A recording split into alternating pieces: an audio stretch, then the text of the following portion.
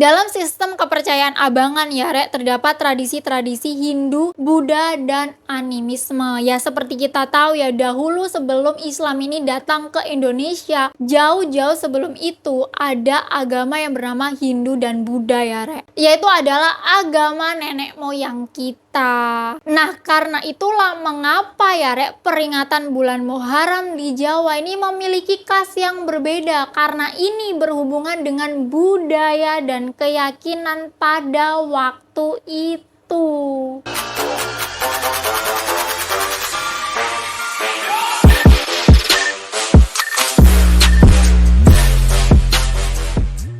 Halo Rek, selamat datang lagi di channel aku dan terima kasih udah klik video ini.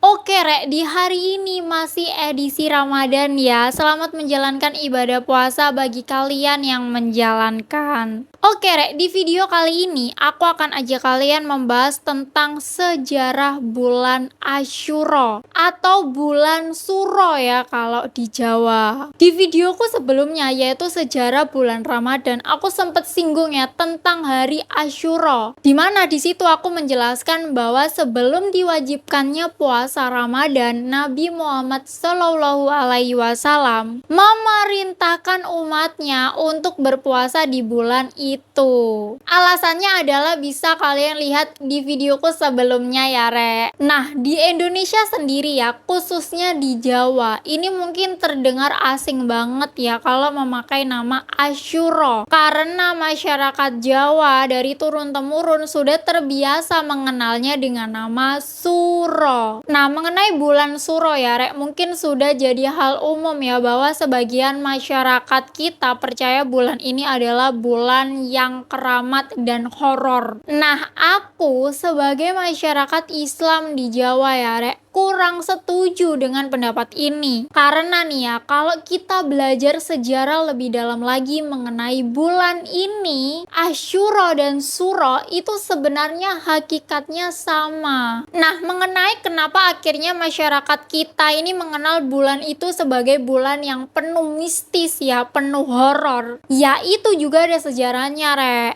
Nah, hari ini nih aku akan ajak kalian membahas tentang kisah-kisah di bulan Asyura dan juga sejarah kenapa masyarakat di Jawa ini mengenal bulan ini sebagai bulan keramat. Nah, tanpa perlu berlama-lama ya, langsung aja yuk cus kita bahas.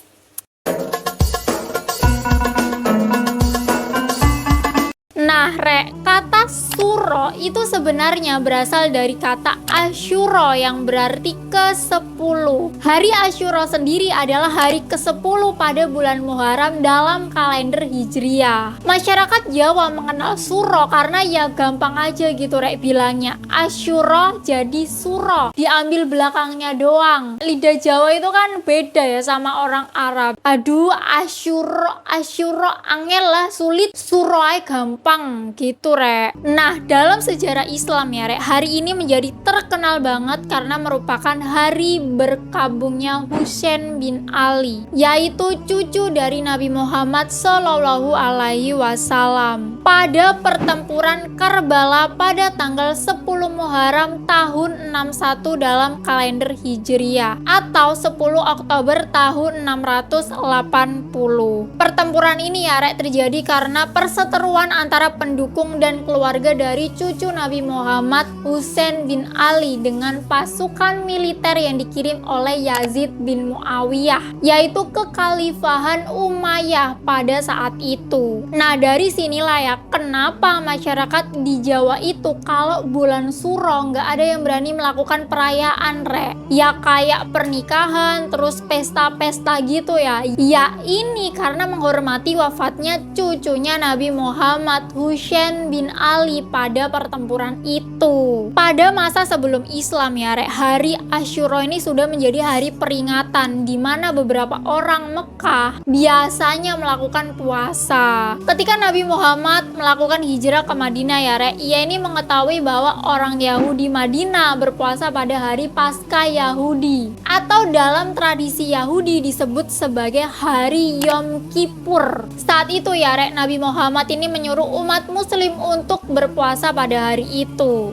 Dalam riwayat juga disebutkan ya beberapa peristiwa penting pada 10 Muharram. Di antaranya yaitu adalah hari diciptakannya Nabi Adam dan hari tobatnya. Berlabuhnya bahtera Nabi Nuh di Bukit Judi. Nabi Idris diangkat ke surga Nabi Ibrahim alaihissalam selamat dari apinya Raja Namrud. Kesembuhan Nabi Yakub dari kebutaan dan ia dibawa bertemu dengan Nabi Yusuf. Nabi Musa selamat dari pasukan Fir'aun saat menyeberangi Laut Merah. Nabi Sulaiman diberikan kerajaan besar dan menguasai bumi. Nabi Yunus dikeluarkan dari perut paus. Nabi Isa diangkat ke surga setelah usaha tentara Roma untuk menangkapnya dan gagal menyalibnya. Selain itu juga ya hari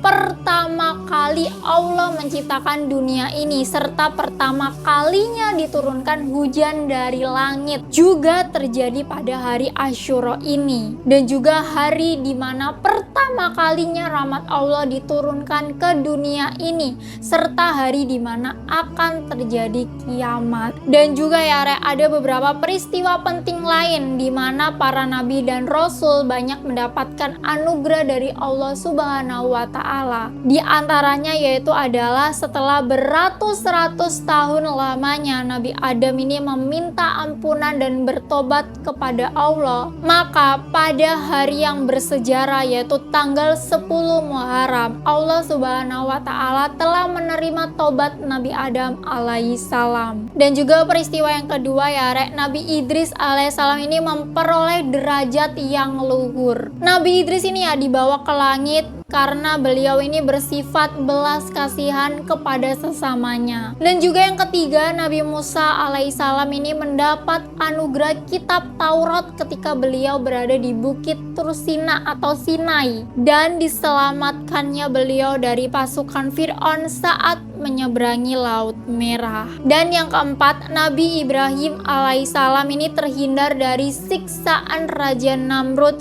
karena dituduh menghancurkan berhala di kuil tempat pemujaan Namrud. Yang kelima, Nabi Nuh alaihissalam turun dari perahu penyelamat bersama umatnya yang beriman, terhindar dari air bah dan taufan yang sangat dahsyat. Yang keenam adalah Nabi Yusuf alaihissalam ini dibebaskan dari penjara Mesir karena dituduh berbuat zina kepada Zulaika. Dan juga yang ketujuh, kesembuhan Nabi Yakub dari kebutaan dan beliau dipertemukan kembali dengan putranya yakni Nabi Yusuf. Yang kedelapan, Allah Subhanahu wa Ta'ala ini menerima tobat dari Nabi Yunus dan menyelamatkan beliau dari perut ikan nun, yaitu jenis ikan yang sangat besar. Dan juga yang kesembilan, pada tanggal 10 Muharram ini ya juga Allah Subhanahu wa Ta'ala ini mengembalikan kerajaan Nabi Sulaiman. Yang ke-10, Nabi Daud alaihissalam disucikan dari dosa dan dibersihkan dari segala fitnah serta tuduhan. Yang ke-11, pada 10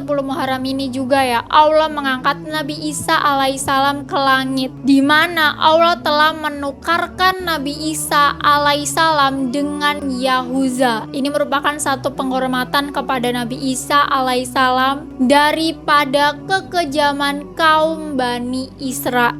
Dan yang ke-12 adalah Nabi Muhammad Shallallahu Alaihi Wasallam dan pengikutnya pada hari Asyura ini yang mendapat anugerah dan kewaspadaan dalam menetapi hidayah Al-Quran. Nah itu dia beberapa peristiwa-peristiwa penting pada hari Asyura. Pentingnya kejadian-kejadian ini ya, yakni pada hari Asyura ini ya para nabi ini banyak memperoleh anugerah dari Allah Subhanahu wa Ta'ala. Itulah kenapa ya bagi umat Islam disunahkan atau diutamakan untuk menjalankan ibadah puasa dan memperbanyak tafakur serta menambah amal ibadah lainnya. Puasa Asyura ini ya bertujuan untuk menghapus dosa-dosa kecil yang telah diperbuat tahun lalu. Nah itu dia sejarah hari Asyura di dalam agama Islam. Nah kemudian kita lanjut lagi sejarah bulan Suro di Jawa. Langsung aja yuk cus kita bahas.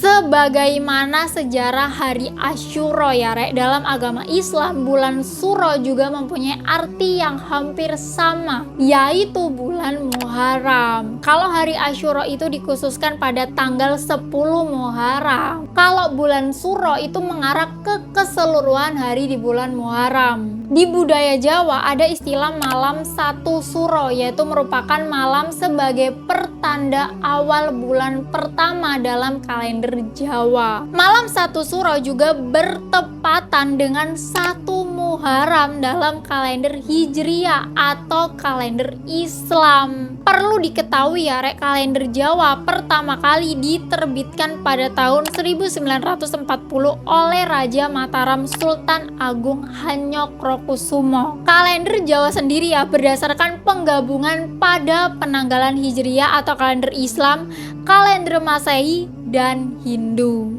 Malam satu Suro juga bertepatan dengan tanggal 1 Muharram.